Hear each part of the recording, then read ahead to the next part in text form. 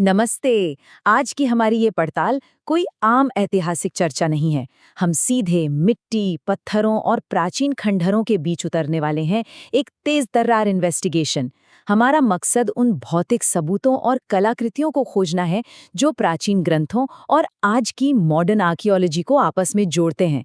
तो चलिए जमीन के नीचे दबे रहस्यों की गहराई में चलते हैं और देखते हैं कि ये खामोश पत्थर असल में क्या कहानी सुनाते हैं। अब इस पूरी जांच के बिल्कुल केंद्र में एक बड़ा ही दिलचस्प सवाल है। क्या प्राचीन ग्रंथों की बातों को आज की आधुनिक पुरातात्विक खोजों से साबित किया जा सकता है? सदियों से ये एक बड़ी बहस रही है ना कि पुरानी किताबों में लिखी बातें सिर्फ मिथक हैं या फिर उनके पीछे कोई ऐसा ठोस ऐतिहासिक सच है जिसे आज का विज्ञान साबित कर सकता है। चलिए बिना किसी बायस के सीधे जमीन से निकले सबूतों के आधार पर इस रहस्य से पर्दा उठाते हैं। हमारी इस इन्वेस्टिगेशन की शुरुआत होती है एक ऐसी घटना से जो सच में किसी सस्पेंस थ्रिलर से कम नहीं है। साल था 1947। इजराइल में डेड सी यानी मृत सागर के पास का एक बिल्कुल सुनसान इलाका। एक चरवाहा अपनी खोई हुई बकरी ढूंढते ढूंढते एक अंधेरी गुफा के पास पहुंचता है। बस यूं ही वो अंदर एक पत्थर फेंकता है और अचानक किसी मिट्टी के बर्तन के टूटने की तेज आवाज आती है। और यकीन मानिए, वो एक आवाज इतिहास की सबसे बड़ी और चौंकाने वाली पुरातात्विक खोजों में से एक की शुरुआत थी। अब यहाँ जो बात सबसे ज्यादा चौंकाने वाली है वो ये है कि जिन्हें हम डेड सी स्क्रोल्स कहते हैं, जब वैज्ञानिकों ने उनकी कार्बन डेटिंग की तो पता चला कि वे करीब 2000 साल पुरानी हैं। जरा सोचिए, 2000 साल! ये समय रेखा बिल्कुल साफ दिखाती है कि हजारों साल पहले लिखे गए वो प्राचीन शब्द और आज के संस्करण आपस में कितनी सटीक समानता रखते हैं। इन स्क्रोल्स ने ये साबित कर दिया कि इतने लंबे समय तक इन प्राचीन ग्रंथों को बिना किसी बड़े बदलाव के बिल्कुल सुरक्षित रखा गया था। ठीक है, आइए अब इसकी गहराई में चलते हैं। जेरिको शहर का नाम प्राचीन लेखों में एक ऐसी जगह के रूप में आता है जिसकी दीवारें अचानक गिर गई थीं। अब जरा लॉजिक लगाइए, जब भी किसी शहर पर बाहर से हमला होता है तो दबाव की वजह से दीवारें हमेशा अंदर की तरफ गिरती हैं, है ना? लेकिन जब पुरातत्वविदों ने जेरिको में खुदाई की तो उन्हें एक बेहद अजीब भौतिक सबूत मिला। वहां की विशाल दीवारें अंदर नहीं बल्कि बाहर की ओर गिरी हुई थी। बिल्कुल, ये अनोखा सबूत प्राचीन कहानियों में बताए गए अजीबोगरीब वर्णन से एकदम सटीक मेल खाता है। अब हम चलते हैं सीधे तुर्की के माउंट अरारत की ओर, जो नोआ की नाव यानी नुआज आग की तलाश का एक बहुत बड़ा केंद्र रहा है। यहाँ चल रही जांच पूरी तरह से आधुनिक विज्ञान पर टिकी है। सीधे किसी नतीजे पर कूदने के बजाय शोधकर्ताओं ने सैटेलाइट इमेजरी और जियोलॉजिकल स्कैन का इस्तेमाल किया है। इन एडवांस्ड वैज्ञानिक उपकरणों ने पहाड़ की मोटी बर्फ के नीचे कुछ ऐसी असामान्य आकृतियों को डिटेक्ट किया है जो बिल्कुल किसी विशालकाय जहाज के ढांचे जैसी लगती हैं। हालांकि विज्ञान अभी किसी अंतिम नतीजे पर नहीं पहुंचा है, लेकिन बर्फ के नीचे दबी ये भौतिक संरचनाएं यकीनन जांच के लिए एक बहुत बड़ा सुराग हैं। सोडोम और गोमोरा का विनाश प्राचीन इतिहास की सबसे डरावनी घटनाओं में से एक। अगर हम इस विनाश के सबूतों को बिल्कुल किसी फोरेंसिक क्राइम सीन की तरह एनालाइज करें तो जॉर्डन के पास हुई खुदाई में रिसर्चर्स को अत्यधिक गर्मी के सिग्नेचर मिले हैं। और ध्यान रहे, ये कोई आम आग नहीं थी। वहाँ ऐसे सबूत मिले हैं जो किसी अचानक और भयानक विस्फोट की ओर इशारा करते हैं। इसी भौतिक साक्ष्य को देखकर वैज्ञानिकों ने उल्कापिंड विस्फोट सिद्धांत या मीटियोर ब्लास्ट थ्योरी सामने रखी है। इसका मतलब है कि एक विशाल अंतरिक्षीय विस्फोट ने उस पूरे इलाके को महज एक झटके में राख कर दिया था। बेबीलोन, जो किसी जमाने में प्राचीन दुनिया का सबसे शक्तिशाली और आलीशान शहर हुआ करता था, प्राचीन लेखों में बहुत पहले ही ये भविष्यवाणी कर दी गई थी कि ये अजिया शहर एक दिन पूरी तरह से वीरान हो जाएगा। और आज आधुनिक इराक में मौजूद ये खामोश सुनसान खंडहर उसी भविष्यवाणी और इतिहास की वास्तविकता के बीच एक सीधा कनेक्शन बनाते हैं।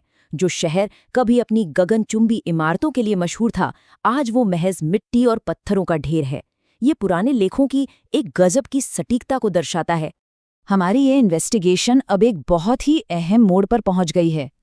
लंबे समय तक कई मॉडर्न इतिहासकार ये मानते थे कि किंग डेविड शायद महज एक पौराणिक किरदार हैं, कोई असली इंसान नहीं।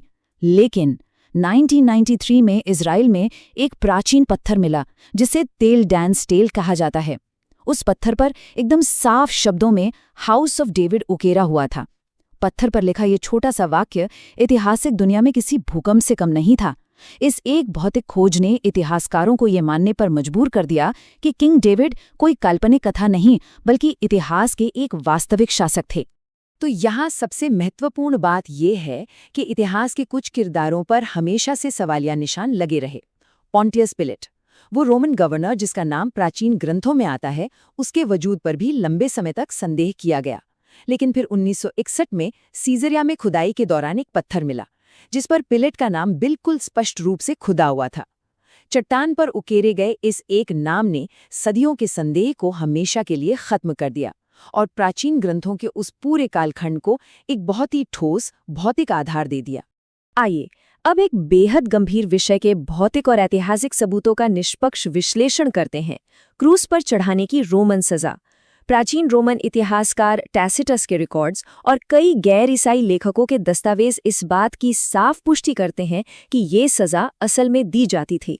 और इससे भी बढ़कर यरूशलेम में मिले पुरातात्विक साक्ष्यों ने ये बिना किसी शक के साबित कर दिया है कि क्रूस पर चढ़ाना रोमन साम्राज्य में मौत की सजा देने का एक बेहद क्रूर और वास्तविक तरीका था।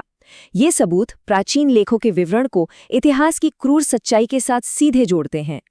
अब मिस्र के प्राचीन रिकॉर्ड्स और इन ग्रंथों के बीच की ये तुलना एक बहुत ही स्पष्ट समानांतर रेखा खींचती है। एक तरफ ग्रंथों में गुलामों, विशाल निर्माण कार्यों और अचानक आई भयानक आपदाओं का जिक्र है, और दूसरी तरफ जरा देखिए, मिस्र में पुरातत्वविदों को ठीक उन्हीं चीज़ों के ऐतिहासिक रिकॉर्ड और शिलालेख मिले हैं। गुलाम मजदूरों के ठोस साक्ष्य, बड़े निर्माण प्रोजेक्ट्स की जानकारी और अचानक आई विपत्तियों के बारे में उकेरे गए संदेश। ये समानताएं हमें इन दोनों कालखंडों को एक निष्पक्ष इन्वेस्टिगेशन के नजरिए से देखने पर मजबूर कर देती हैं।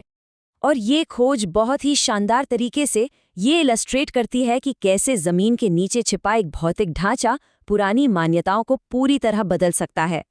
लंबे समय तक पूल ऑफ बेथेस्डा को महज एक काल्पनिक जगह माना जाता था जिसका जिक्र सिर्फ कहानियों में था। लेकिन जब यरूशलेम में खुदाई हुई तो ठीक वैसा ही एक विशाल कुंड जमीन के नीचे से निकल आया। इसकी वास्तुकला और बनावट प्राचीन ग्रंथों में दिए गए विवरण से बिल्कुल मेल खाती थीं। इसने साबित किया कि वे विवरण महज आध्यात्मिक नहीं बल्कि भौगोलिक रूप से भी एकदम सटीक थे। क्या ये अद्भुत नहीं है? इसी तरह नाजरत शहर के अस्तित्व को लेकर भी ढेरों सवाल थे। आलोचकों का तो यहाँ तक मानना था कि पहली सदी में ऐसा कोई शहर वजूद में ही नहीं था। लेकिन जब पुरातत्वविदों ने वहां अपने औजार उठाए और खुदाई शुरू की तो तस्वीर बिल्कुल बदल गई। उन्हें पहली सदी के प्राचीन घर, उस दौर की कब्रें और बिल्कुल सटीक समयकाल की कलाकृतियां मिली। इन भौतिक साक्ष्यों ने एक ही झटके में उन सभी ऐतिहासिक शंकाओं को सिरे से खारिज कर दिया और ये स्थापित कर दिया कि नाजरत वास्तव में उस समय एक सक्रिय और जीता जागता शहर था। चलिए अब आगे बढ़ते हैं और देखते हैं कि ये सब मिलकर कैसे एक बड़ी तस्वीर बनाते हैं। ये ऐतिहासिक दस्तावेजीकरण इतिहास के किसी भी अन्य विषय के मुकाबले बिल्कुल अद्वितीय है। प्राचीन काल के किसी भी अन्य विषय की तुलना में इन ग्रंथों की हजारों पांडुलिपियां आज दुनिया भर में सुरक्षित हैं। ग्रीक प्रतियां, हिब्रू टेक्स्ट और लैटिन अनुवाद अलग अलग समय और अलग अलग जगहों पर होने के बावजूद इनका इतनी बड़ी मात्रा में और इतने सटीक रूप से सुरक्षित रहना इसे प्राचीन इतिहास के सबसे बेहतरीन तरीके से संरक्षित विषयों में से एक बना देता है। हमारी ये पूरी तेज तर्रार पड़ताल अंततः हमें एक बहुत ही गहरे और विचारोत्तेजक सवाल पर लाकर खड़ा कर देती है। प्राचीन मिथक और भौतिक इतिहास के बीच की ये बारीक रेखा आखिर कहाँ खिंचती है? आज हमने जिन पत्थरों, खंडहरों और अवशेषों का विश्लेषण किया है, उन्होंने ये साफ दिखा दिया है कि प्राचीन ग्रंथ केवल हवा में बुनी गई कहानियां नहीं हैं, बल्कि इनके तार उस जमीन से जुड़े हैं जिसकी मिट्टी पुरातत्वविदों के नाखूनों में आज भी फंसी है। ये एक ऐसी रहस्यमयी दुनिया है जहां हर एक नई खुदाई इतिहास के पन्नों को फिर से लिखने की ताकत रखती है। हमारा ये विश्लेषण आज यहीं समाप्त होता है, लेकिन सच कहूं तो इतिहास की ये खोज हमेशा जारी रहेगी।